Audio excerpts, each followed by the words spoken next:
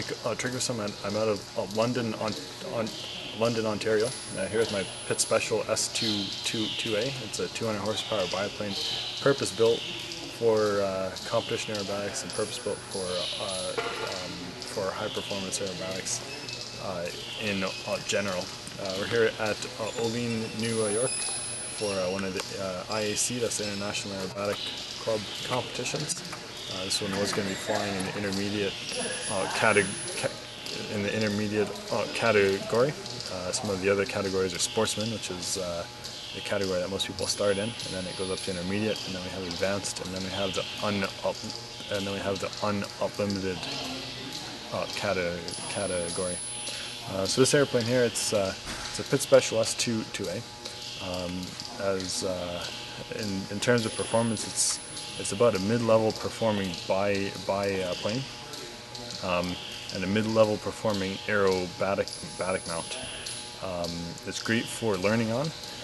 It's great to get started out with because it's fairly economical to acquire and fairly economical to run in the scheme of aerobatic aircraft. It's a great teaching tool because as you start out with aerobatic airplanes, the maneuvers and the complexity of the maneuvers vary such that when you have an airplane that is mid-range capable, some of the maneuvers start out being pretty easy, and then as you get better, you start being able to do things with the airplane that actually surprise yourself. So you say, after you've been flying it for 6 months, so you get to times where you say, oh, I don't remember being able to do that 6 months ago, or I don't ever remember being able to make it do a vertical roll and a half. I was having trouble getting it through like half of a roll. So it's really neat to have an airplane that you can grow with as a pilot, as well as having an airplane that performs quite well in the competition environment. The basis of the aerobatic competition, or the basis of aerobatic competition in general, is to perform a set series of aerobatic maneuvers within a designated airspace box. So airspace box is approximately 1,000 meters square and also in height. So you have to perform anywhere from about 8 to 15 different maneuvers in that box, keeping it in the box. If you go outside of this imaginary airspace box, you get points taken off your final score. Same thing if you go low, or if you pop out the top of the box, you get points taken off. The maneuvers are graded on precision, essentially. So how precise when you pull to a vertical line. Has to be exactly vertical, 5 degrees one way or another, and then you get some points taken off your score. Same thing with a 45-degree line, and then you put elements on the line, so you'll do a half roll and then come back around, or different maneuvers such as that. It's a set series of maneuvers. So many people have seen air shows, or when you go to an air show, you see these airplanes zip back and forth and do lots of vertical things, and you figure, oh boy, that guy must be really good, and he can just think about all that stuff and do it. All the maneuvers that we do are always set out before the flight. We never go up and surprise ourselves with doing something neat. However cool that is, we always keep it. I'm standing here by my Pit Special S2A. It's a mid-level aerobatic biplane built specifically for competition and high-performance aerobatics. It's got a 200 horsepower engine on it, a constant speed prop. Level flight, it'll do about 130 miles an hour when you're cruising back and forth to get from one location to another. But when you're flying in the aerobatic box, or when you're doing aerobatics up there, you can get up to as high as 200 miles an hour air speed. It weighs empty. It weighs approximately 1,060 pounds empty. It grosses out around 1,600 pounds. For aerobatics, we like to run it about 1,300 to 1,400 pounds. That way we get a fair bit of performance out of the plane.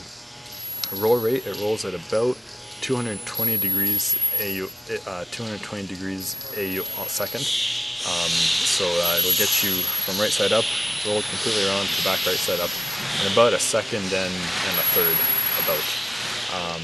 So as you transition onto one of these from a lower performance airplane, something like a Citabria or a Decathlon, it does have an attention getting roll rate to start with, and then as you transition onto higher performing airplanes that have roll rates into the 200, 300, 400 degrees a second rate, and you come back to the pits, then you realize, wow, this thing slowed down its a roll. But in the scheme of things, it's just relative the performance of one airplane to the other. And we go from 200 miles an hour level flight, pull up straight to the vertical. We get approximately 800 feet of vertical on the line. So it's enough to make your ears pop, going up. So that's it. How's the G-forces and stuff like that for that? Good call. The G-forces, the airplane's built for plus 6 Gs, minus 3 Gs in your standard operation. Ultimate G strength is about minus 4.5 plus 9. So we fly it more or less to minus 3 plus 6. After that, the airplane really starts to complain about the G. Being a biplane, it is a fairly high drag airplane, so not like some of the monoplanes you see at air shows these days. They maintain their energy very, very, very well. This one, it takes a little bit of thinking to fly through a complex sequence very well and to manage your energy well. A little bit about the competition aerobatics. The competition aerobatics are a sport that we get together as a group to compete against each other, flying a set routine of aerobatic maneuvers. So we'll have a group or a sheet of from anywhere from 8 to 15 up maneuvers that are preset, that we have to fly through that program. It'll be the same program for all the competitors in each category, and each flight will be judged. So to a certain extent, the sport is somewhat like figure skating, where each competitor goes through the same sequence of maneuvers, and each one is judged by an independent panel of judges. And then at the end of the day, the scores are compared, and somebody comes out on top, having flown the maneuvers with a little bit more precision, a little bit more crispness, and a little bit better presentation. When you're doing a lot of these maneuvers, how many different types of maneuvers do you do during an event? And when you're doing them, what's the G-forces when you're doing these types of maneuvers? You said it was like 1,000 by 1,000 block area. Can you explain that a little bit more detail? Yep. Now, while we're going through the sequence of maneuvers that we're flying, we must stay in a set-out airspace box.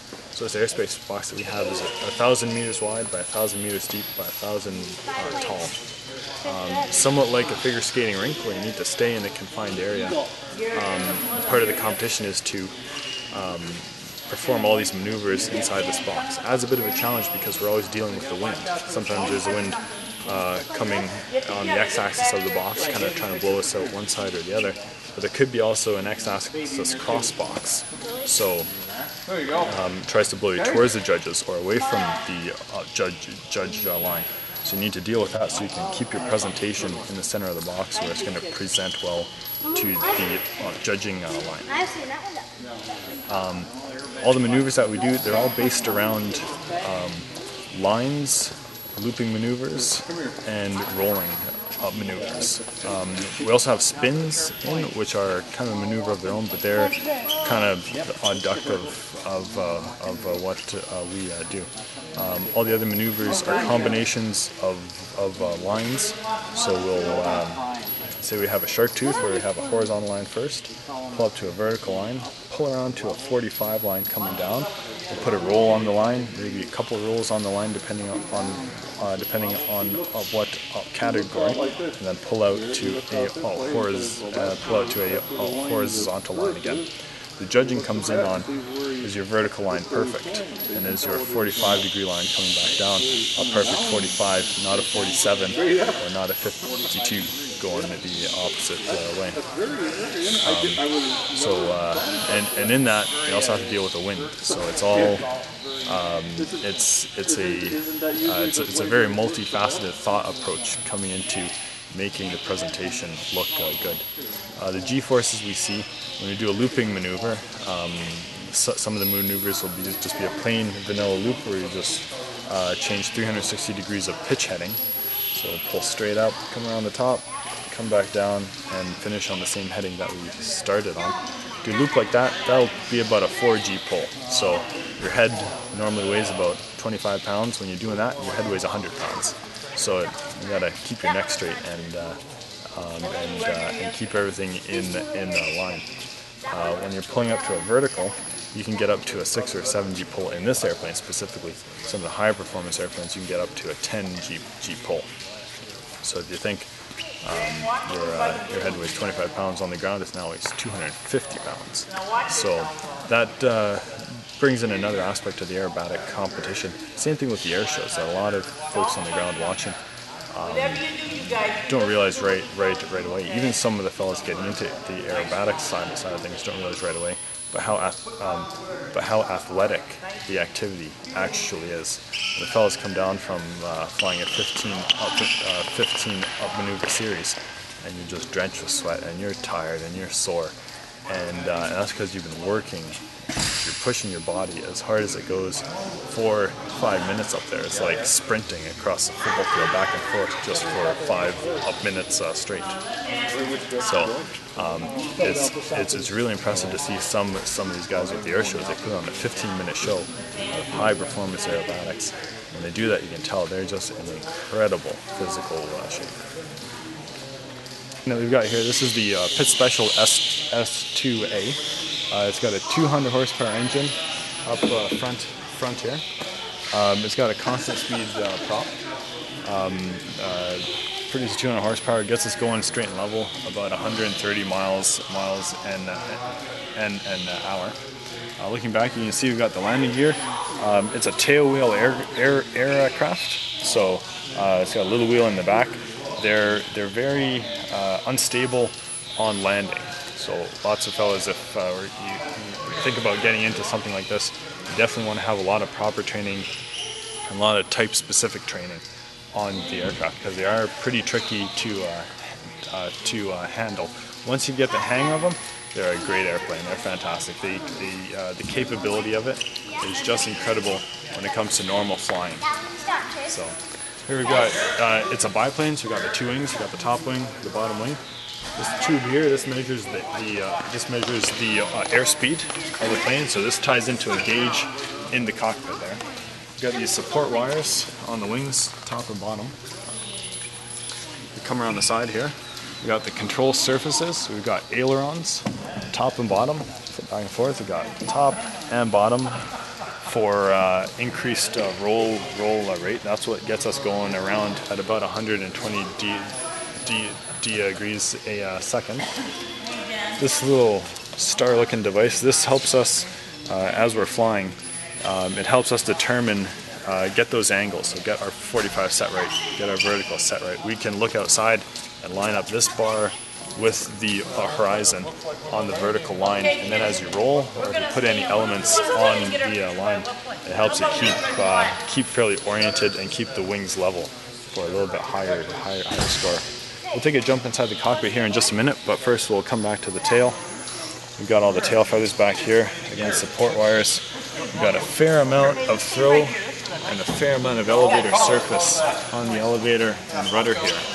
If you take a look at the proportions of the rudder compared to the rest of the control surface, compared to the horizontal stabilizer and things like that, relatively speaking, they're very large, and that's again for so that we can make very high rate changes. We can pitch up very fast, or we can yaw very fast. One of the neat things on the wings are held in by bolts. They're pins.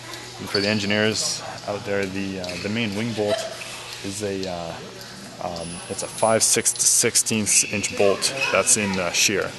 So you think that's a bolt that's about that thick. It holds on this wing through 6 Gs at 1,400 pounds. So that's carry the one close to 10,000 pounds of shear on that bolt, and that's pretty neat to just realize the capability of the materials and the materials that we can deal with these things. So we'll take a jump inside here. This particular airplane, the S2 series of Pitts, has 2 seats. You got the back seat where the pilot sits. It's got all the switches and important buttons back here. And you got a passenger seat in the front. The back seat, the pilot sits in the back seat when we fly alone because of the weight and balance of the plane. It needs weight in the back seat to fly up, to be balanced and to fly the way that it's built to. When we're flying aerobatics, we always wear a parachute. This is a standard round chute. So the pins, round. You got your important handle here. And in aerobatics, we always wear parachutes just because of the nature of we're pushing the airplane to the limit, pushing our bodies to the limit. And being high-performance airplanes, they do move fast. So if something happens, sometimes the best option and the healthiest option is to appreciate the paint job you used to have on your airplane and get out and find an alternate means to the ground via the chute. Again, very rarely happens, but we like to maintain the option. We'll jump inside here. I'll show you a couple of instruments here. We've got some engine gauges on this side. That's an engine gauge as well. We've got our radio, so we can talk to the guys on the ground or talk to air traffic control when we're getting to and from a contest. Same thing, the little electronic box in the bottom. That's our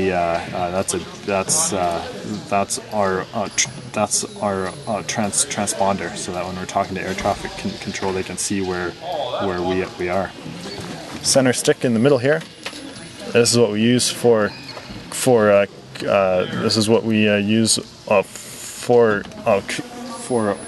control. And then all the rest here, we've got airspeed hiding in the corner there, our altitude up here, and some more engine gauges. This meter here is what we call a G meter. That measures the acceleration in terms of G that we're putting on the plane. While we're flying it, we might reference it, but many other times it's just kind of an afterthought. Once we get down, we say, "Oh, we pulled six G's that flight," or "We pushed 3 G's that flight." So you reset that before you fly, and it'll actually tell you what you did. Yeah. Once you've been flying for a while, your body actually becomes very much attuned to what the airplane's doing and what you're pulling.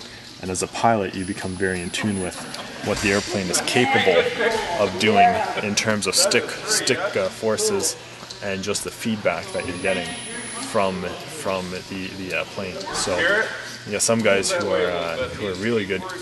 They don't need an airspeed indicator. They can just feel from the airplane how fast they're going and how much energy they have to deal with, whether it be to flare or whether it be to do some sort of aerobatic maneuver.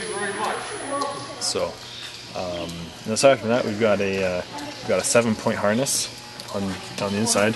So when you're tied into this thing, you're tied in pretty good. Some people look at getting in an airplane as getting in an airplane as just like getting in a bus or getting in a car.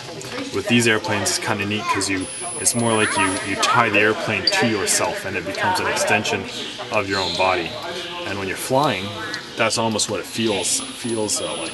Is you're surrounded by this metallic structure. However, it just feels like it's part of you when you're sitting in here, especially with these wings and stuff. It's all very close, so it just feels like you're part of the machine. It's a really neat sensation once you've gotten accustomed to the airplane and once you've gotten in tune with it. It's very cool. It's an it's essentially a unlimited challenge where you start in the competition world. You start as sportsman, you start at primary, you move up to intermediate, you move up to advanced, and move up to the unlimited category, where where your physical performance on the world level, you start competing in the world aerobatic competitions. It takes an incredible amount of effort and an incredible amount of skill to compete and win at the world stage. So that's why we do it. And many people get in and they'll stay in the regional series and they'll get really good in the regional series, and feel really good about setting that goal for themselves and achieving that goal. Whereas other guys, they'll shoot for the worlds or shoot for high-profile air show flying, or high-profile air race flying, like something like the Red Bull air races or the Grand Prix air races, and it's really chasing your passion to fly, and to get to that high level of both skill and of recognition for doing what you love, and that's why we strap in every day, or we try and strap in every day and go practice, or go up and compete.